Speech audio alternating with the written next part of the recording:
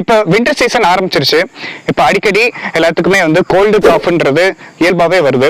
அது இல்லாமல் சில பேருக்கு பார்த்தீங்கன்னா த்ரோட் வந்து அப்படியே ட்ரை ஆயிடுது. ஸோ இந்த பிரச்சனை வந்து சரி பண்ணுறதுக்கு இந்த வீடியோவில் அதுக்கான ரெமடிஸாக நான் சொல்ல போகிறேன். ஸோ வீடியோ ஸ்கிப் பண்ணாமல் ஃபுல்லாக பாருங்கள். அதில் ஃபர்ஸ்ட் ரெமடி பார்த்துட்டிங்கன்னா ஒரு பல்லு பூண்டு, ஒரு வெத்தலை, ஒரு ஓம இலை, அப்புறம் ஒரு துண்டு இஞ்சி, இது அத்தனை பொருட்களையும் தட்டி அதை அப்படியே சூப்பாக மாற்றி குடிச்சிட்டு வந்தீங்க அப்படின்னா சளி வந்து கண்டிப்பாக ஃபுல்லாக நீங்கும். அதுவும் குழந்தைகளுக்கு வந்து கொடுத்தீங்க அப்படின்னா அவங்களுக்கு சீக்கிரமாகவே சளி வந்து நீங்கும். அடுத்து ரெண்டாவது ரெமடி பார்த்துட்டிங்கன்னா சுக்கு, மிளகு, அப்புறம் திப்புளி மூணையும் பொடியாக்கி அதை வந்து அப்படியே தேனில் கலந்து சாப்பிடலாம்.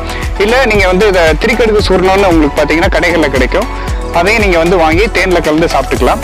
இது வந்து எப்படின்னா உங்களுக்கு காஃபுக்கு வந்து எதுவும் தனி சிறப்போ இல்லை டேப்லெட்டோ வந்து எடுக்க வேண்டிய அவசியமே இல்லை. இது மூணாவது ரெமடி பார்த்துட்டிங்க அப்படின்னா வெறும் பாலாக நம்ம வந்து குடிக்காம அதோட மஞ்சள், மிளகுத்தூளை வந்து ஆட் பண்ணிக்கிட்டோம் அப்படின்னா பாலால் ஏற்படக்கூடிய சளி தொந்தரவுகள்ல இருந்து நம்ம வெளியே வந்துக்கலாம். அடுத்து நாலாவது ரெமடி பார்த்துட்டிங்க அப்படின்னா மதிய உணவு சாப்பிட்டதுக்கப்புறம் ஒரு டம்ளர் ஃபுல்லாக வந்து ரசம் வந்து எடுத்துட்டு பெப்பர் கொஞ்சம் தூக்கில் ஆட் பண்ணிக்கிட்டீங்கன்னா அது டெய்லி சாப்பிட்டு வந்தால் கூட உங்களுக்கு சளி மற்றும் காஃப் தொந்தரவுல இருந்து ஈஸியாக வெளியே வரலாம். இந்த வீடியோ உங்களுக்கு பிடிச்சிருந்தா ஃபாலோ பண்ணுங்க, சப்ஸ்கிரைப் பண்ணுங்க.